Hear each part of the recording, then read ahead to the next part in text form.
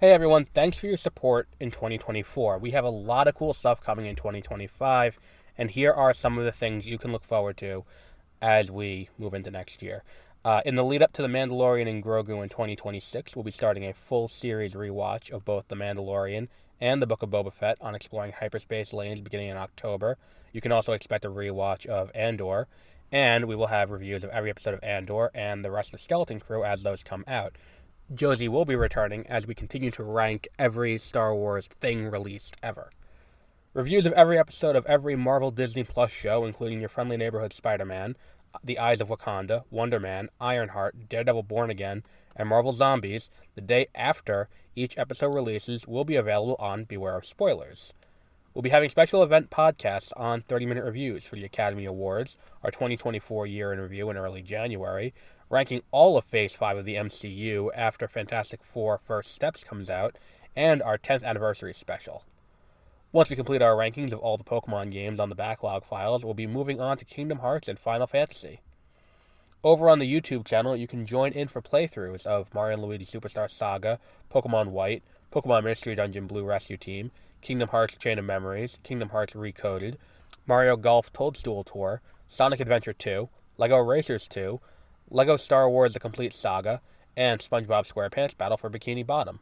Want to keep on top of all the new things we have coming? Subscribe at mwpnews.com, subscribe on YouTube at youtube.com/@mwpnews, or subscribe to Beware of Spoilers, 30-minute reviews, exploring hyperspace lanes, and the backlog files on Spotify or wherever you get your podcasts. Again, thank you for your support.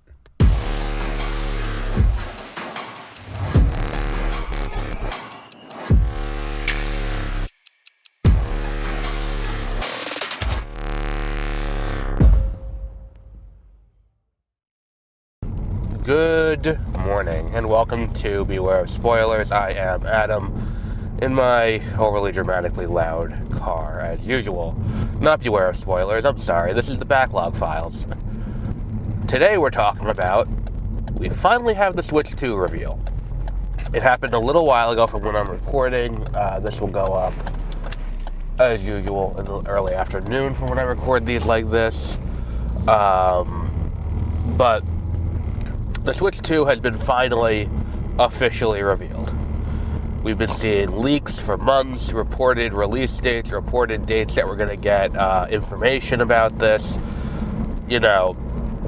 and it wasn't until this week that we had the leak that it was going to come today, and sure enough, it came today. Now, the trailer is not much. The trailer very much feels like we're in a place of look, there are leaks everywhere. CES just happened, and people were, our third-party vendors were showing off the console to various entities and showing off the accessories, not the console itself, but accessories that fit the console and what we can expect from it. And they just hadn't announced it yet. Reportedly, I don't think there was I watched the trailer twice. There was no date besides the April 2nd date for the next Direct. So we have two Directs dated. We have the Direct coming in February for Pokemon, and then we have the Direct dated for April for General Nintendo. So what's interesting about this, I'm a little congested, so please pardon my voice, is that this doesn't really tell us anything besides there's a new Switch with a sleek redesign coming. And I don't know that this trailer, I think back to the Wii U. And the issue with the Wii U, and I had a Wii U, I loved my Wii U. The Wii U had some really good games, and I know that it wasn't the most popular console, but I really liked mine. The Wii U had a messaging issue out of the gate, because it was unclear at the announcement what this was. What the Wii U was in comparison to, the Wii. Was it just the screen? Was this a peripheral? What was this? And I think that they never really got out of that. By having the number 2 kind of massive on this, I think they're trying to avoid that. but I also don't think there's enough separating out this console visually from the other, from the Switch. It looks very similar to the Switch. It's going to work very similarly to the Switch. The Joy-Cons are going to pop out. The Joy-Cons are going to go into the, into the controller. They're going to go directly into the screen. There's a little stand in the back. The stand is bigger this time. I do like that because the stand on the Switch was good, but it wasn't as good as it could have been. It's one of those things where it's like, I think there's and perhaps it's going to be flimsy if it's plastic. I don't know if it's going to be the most sturdy of things, but we'll see about that. And backward compatibility, I think, is the biggest announcement here. The fact that it is backward compatible with the Switch. Which, on that hand, I do understand why they waited until January to announce this, and why they waited until mid-January at that, because today's the 16th. Because if you announce this on April, if you announce this in November, if you announce it in December, and you say, by the way, this new console that's coming out next year that's going to be like $400 is going to be, is going to, it's backward compatible and you'll be able to play all the Switch games on it. You're going to cannibalize your own sales. So I do get why they decided to wait to reveal it. Like, it does make sense to me. I would have preferred they didn't, because I feel like we're now truncating the release schedule for this. Like, it's very different from, like, the Wii U situation. The Wii U, I think they were just like, we're not selling any more of these. Fuck it. Just put it out. Like, just tell us about the Switch and all that. And there will be experience events throughout April across the country, in New York, in, I believe, LA, I believe in Chicago was the other one, and I believe one in England. So there is that coming. Oh god, I sound awful. I don't know if it comes through, but I feel myself sounding awful. But I think the Switch 2 is something that we're going to be looking at as my issue is, can they sell this console with it looking, feeling, and functioning very similar to the Switch, just with new games? Like, I think they've made it very clear this is the new console, because by calling it the Switch 2, you're saying that. But then the question is going to be, are people going to look at this the same way they did the new 3DS? Because I don't think a lot of people bought the new 3DS, the new Nintendo 3DS that came out late in the run with better RAM and the second nub, like, for controlling the camera. Like, there were a few games that were exclusive to the new 3DS that could only be played on the new 3DS.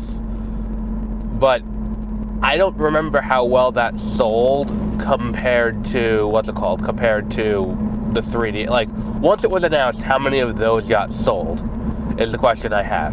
And then, are there people who are going to do something similar here, where they're like, you know what, fuck it, we're just gonna, we'll just hold off and continue to play these old games? Will the new games be in, like, it's weird, because it's like, visually it doesn't look different enough that I think people won't see this as, like, I don't think enough people view the OLED model of the Switch as, and I'm talking general audience, not video game players, because that's what we have to talk about here. I don't know how many people viewed the OLED as the incremental upgrade in the mid-generation upgrade, the PS5 Pro, the that kind of thing that comes out like halfway through a generation. Like, oh, here's the new model. It's sleeker. It does this better. It does this better. It does this better. Like, I don't know that enough people looked at that as the, as the mid-generation model. Could people view this that same way? Just be like, you know what? I will hold off. I will hold off on this. I don't think I necessarily need it. And then what I'll do is I will, I'll wait until something comes along that I do definitely need it for. And they showed off Mario Kart, which I think was the only game they really showed here. I'd be interested to see if Mario Kart is a launch title. And I'm also interested to see how much more powerful this game is than the Switch. How much more powerful this console is than the Switch. Because that's the other thing that's really missing from this trailer. We don't know how much more powerful this console is than the base Switch model. And that's kind of important information. Especially if you're trying to sell me on a new console. Why am I buying this? What is this console able to do that the other one didn't? And I think this first commercial, which, to be sure, this commercial only exists because of all the leaks. Like, we don't get this if it's not for the leaks and people figuring out what the new console looks like. If not for all of that, we don't have this commercial. Let's just get that out of the way. That's an important part of this. But at the same time, the question is, are we looking at a situation where, you know, to the average person looking at this, it being the Switch 2, like, everything about this feels like the commercial for the, what was that game? For the new Nintendo 3DS more than it does, this is the next-gen console. This doesn't feel like the Switch reveal, this feels like the new 3DS reveal. And we'll see if that pans out for them. I mean, I think the benefit of this is the time span between, but even that, like the new Nintendo 3DS came out in 2018, I want to say. No, 2016, 2015. So it wouldn't have been that long after the reveal of after the launch of the 3DS. It's just one of those things where it's like, if this is the case, and this is what we're dealing with here, where this is going to be, like, is this going to be treated like the incremental upgrade by players? Because the other thing is, I don't think there's enough here to really say definitively, like, this is going to be definitively different. Because, like, they don't even, like, the game, they show one game, and it's Mario Kart, and it's like, but we have Mario Kart on the Switch. And they also show, like, oh, and you can play Switch games on this. And to do that, they show Super Mario Wonder. And it's like, okay, so we have one franchise that has been kind of a big deal for the Switch. And then we also have Super Mario Wonder, which was one of the biggest releases of the last 2 years for them. So, I don't know. I do just kind of feel like we're in a weird place with this. Like, it feels like we shouldn't be doing what we're doing. Like, and again, like I said, this is only happening this way because we got the reveal because of the leaks. I think that if they were doing this on their own release cadence, they would have waited a little bit more to release this. But at this point, they're like, fuck it, the images are out there, we gotta put something out on our own end, so that way people stop speculating. That's felt mostly like. And I don't think that's necessarily a good thing or the best way to, if you are someone who is, if you're running a business, I don't think it's the best way to run a marketing campaign. Is to be like, well, fuck it, we only have a choice, we gotta put something out. Like, we gotta control the narrative somehow about this. And with speculation running rapid, like, alright, let's release the trailer. I get them holding the... And I don't understand why they're holding the game lineup for so long. Like, that's the thing. I don't understand why they're holding the game lineup announcement until April. Because, like, if the console's coming out in... If the console itself is coming out in... what's it looking for here? If it's coming out in May, which is what the reports are saying, I don't know if that's accurate or not. But if it's coming out in May, then what's going on with, like, why wait to reveal the games until 3 days before the first experience event? Like, that doesn't feel like a smart idea to me. I don't know if that's maybe that's me just, reading too much into it. Maybe it's going to have I would assume it's going to have a better launch than the Switch, because I think the Switch only had, like, 2 games. I can think of 1, 2 Switch, and I don't know, wasn't Snipper Clips also out? So I had, like, 3 games. Snipper Clips, 1, 2 Switch, and Breath of the Wild. Like, but if we're looking at this with a May release, it could be interesting to see, does the Switch 2 have, Does the Switch 2 have have some of the games we've been expecting from Nintendo this year as launch titles. Which is, one of the things we've been talking about. Is ZA, Pokemon Legends ZA, going to be the bridge title at launch?